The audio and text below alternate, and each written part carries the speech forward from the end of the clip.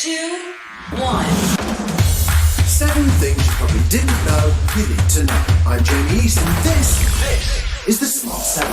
Hey, I'm Jamie East, and this is a special edition of the Smart 7. Over the course of the next week, we're going to be taking a look back at the biggest stories from 2022. Today, it's July and August. 7. Having already experienced extreme temperatures during the summer, by mid-August we were getting ready for another heat wave with the return of temperatures of over 30 degrees for the south of England. Amber weather warnings for extreme heat were issued across England and Wales less than a month after July's record-breaking temperatures. Alex Deacon's a Met Office meteorologist and warned us just how awful things are likely to be. Those temperatures by night are also going to be rising. Not too oppressive at the moment. Later in the week, we could see those temperatures holding up even higher than that. And that is part of the problem. You just don't get that respite. Your body just doesn't have that time to recover. And in mid-August, Thames Water became the latest water firm to announce hosepipe ban plans, and spokesperson Catherine Ross laid out the grim reality of water levels. We are seeing unprecedentedly low storage levels. When you say unprecedentedly low, we mean worse than 1976, or we're not going back that far? Yeah, I mean, we're looking at sort of less than 75% of our storage at the moment as to where we would expect it to be. This came as new data showed 2.4 billion litres of water are lost in leaks every day by water companies in England.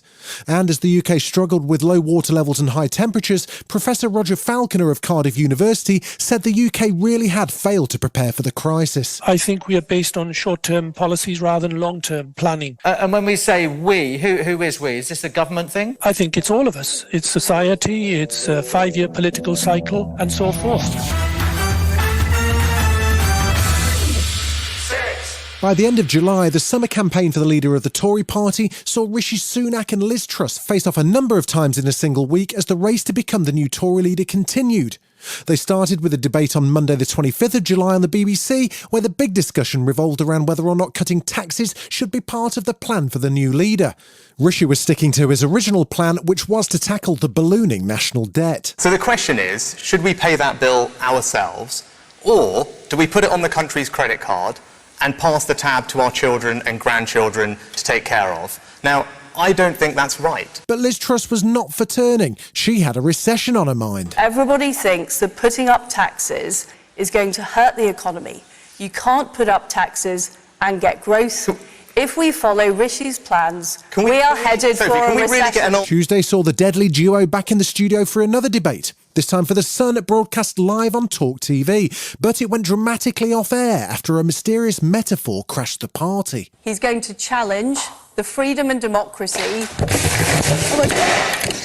Turns out it was journalist and host Kate McCann fainting. She was absolutely fine, but the debate was stopped. Under pressure as polls showed him behind Liz Truss, Rishi appeared to change his mind on tax cuts, proposing a new VAT cut on fuel if he won the contest. But that didn't impress Business Secretary Kwasi Kwarteng. It's a U-turn. I mean, let's not beat about the bush. This is a U-turn. A few months ago, he said that VAT on energy bills would disproportionately help richer people. It wasn't targeted enough at people who are vulnerable. That Thursday saw Culture Secretary Nadine Dorries wade back into the contest, still annoyed about what happened to her Bezzy Boris. It is not a secret that things happened that shouldn't have happened and that Boris Johnson was removed via a coup.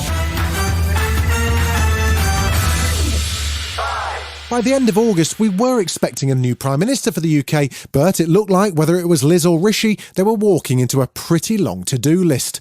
The month finished up with more industrial action on the way, from bin strikes to the Royal Mail and BT workers and journalists at the Reach Group, and we weren't sure if a general strike could be on the cards.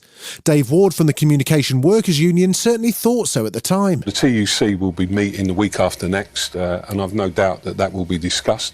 Personally, I favour forms of collective action that all workers can participate in, whether they're in a union or not. The industrial unrest was partly driven by the rising cost of living and the ongoing energy crisis, and the movement urging consumers not to pay their energy bills was also gaining momentum. Don't Pay UK wasn't something the Mayor of Greater Manchester supported at the time, though, and as calls for utility firms to be nationalised ramped up, Andy Burnham told Good Morning Britain people really want to see change. The leaders who want to be the next Prime Minister kind of calling for more Thatcherism. Well, that got us into this mess, in my view. In the 80s, we sold off the water, we sold off the gas, we sold off the electric, we sold off the buses, we sold off the trains.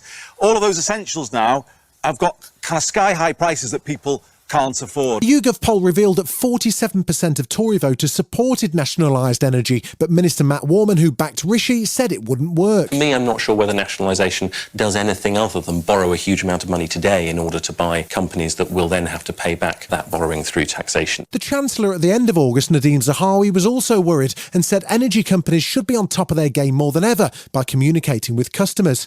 His policy back then was that no one should fear their supply being cut and money would be provided. We will deliver the 37 billion, so that £1,200 to the most vulnerable 8 million households. But we'll go beyond that because we know we need to, and we need to send a message to Mr. Putin that this strategy is not going to work. The start of July was a particularly bad time for mass shootings on both sides of the Atlantic. 3 people were killed and several more critically injured after a Sunday afternoon shooting at one of the largest and busiest shopping malls in Scandinavia, the Field Shopping Centre in Copenhagen. A 22-year-old Danish man was arrested at the scene and later charged with manslaughter and remanded in a psychiatric facility.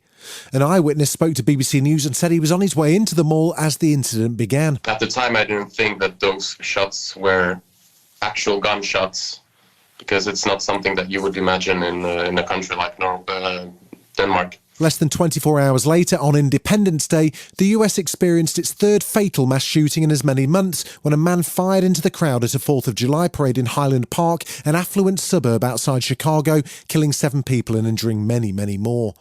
Highland Park Mayor Nancy Rotering was quick to make a public statement condemning the violence. This morning at 10:14, our community was terrorized by an act of violence that has shaken us to our core. Our hearts go out to the families of the victims during this devastating time. Several hours after the shooting, police arrested a 21-year-old suspect who was then charged with murder. Vice President Kamala Harris once again called for stricter gun laws after Illinois State Police said the suspect's father had sponsored his application for a firearm licence when he was just 19. We got to be smarter as a country in terms of who has access to what, and in particular assault weapons. And we got to take this stuff seriously as you are, because you have been forced to have to take it seriously. And in the same week, the former Japanese Prime Minister Shinzo Abe was assassinated while speaking at an election rally in Nara, eastern Japan. Japan's public broadcaster was showing the political event live on TV when he was shot.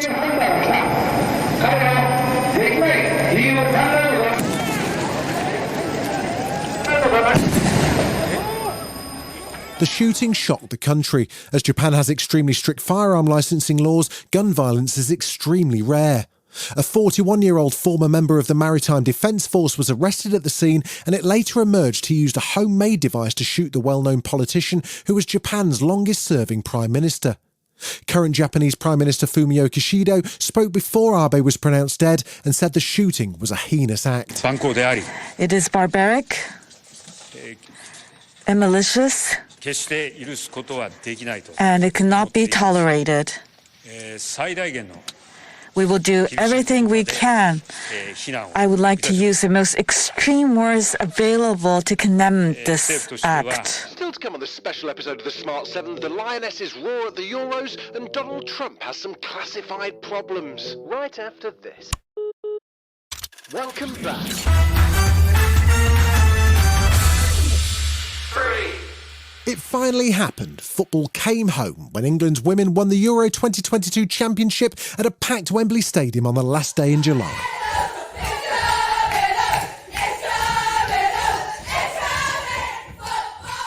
That was the entire team who invaded manager Sarina Wegman's press conference to celebrate. England and Germany were level after normal time and heading towards penalties when one of England's super subs stepped up.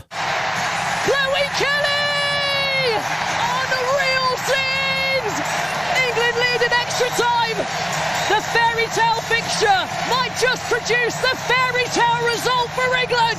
The game finished 2-1 and the crowd went wild. Congratulations flooded in from the Queen, Boris, Rishi, Liz and more as Prince William presented the trophy to Lioness captain Leah Williamson. Beth Mead also picked up the player of the tournament and Golden Boot as the leading scorer. Goal-scoring hero Chloe Kelly spoke to the BBC briefly after the game until the lure of the crowd singing Sweet Caroline proved just too much. Look at them! It's amazing, honestly. Thank you, every single person that got out to support us. This is unreal. Sweet Caroline.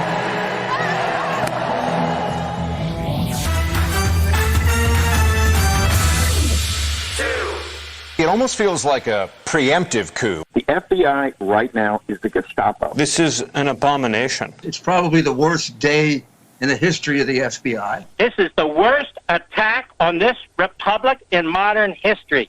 This is a wake-up call to defund the FBI. When we get power back, it's time to hold everyone accountable. Surprise, surprise, the man who spent 4 years obsessing over Hillary Clinton's emails got upset in August when he became the subject of an investigation himself. Former US President Donald Trump, who was already facing a slew of legal threats, claimed his Florida home was illegally raided by the FBI. The investigation turned out to be related to his alleged mishandling of White House records, although some Trump supporters were saying in August it was all part of a Democrat conspiracy to prevent him running for a second presidential term in 2024. The raid came as a federal appeals court ruled the IRS must release the former president's tax returns to the House. Trump's currently the only US president since Gerald Ford who's failed to publicly release his full tax returns. Back in August, we wondered just how worried Trump should be. Well, according to lawyer and Trump critic George Conway, quite. I think any time the Federal Bureau of Investigation comes to your house early in the morning and knocks on the door and starts rummaging through your home with a list of things that it's specifically looking for, you should be worried.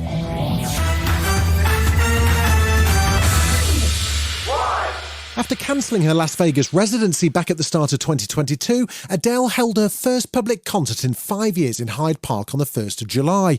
It was an emotional night for the singer who relied on her fans to get her through her opening number, the aptly titled Hello. I was I'm so happy to be here.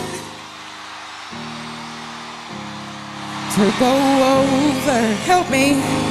She also took some time to fire T-shirts into the crowd, which led to an unforgettable moment for one young fan. That little girl is sitting on her daddy's shoulder. If it gets near you, if you're not sad, I will give it to her.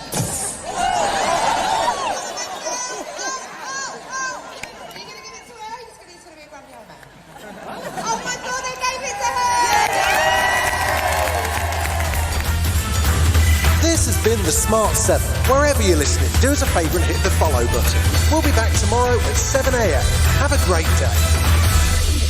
Written, produced and published by Daft Doris.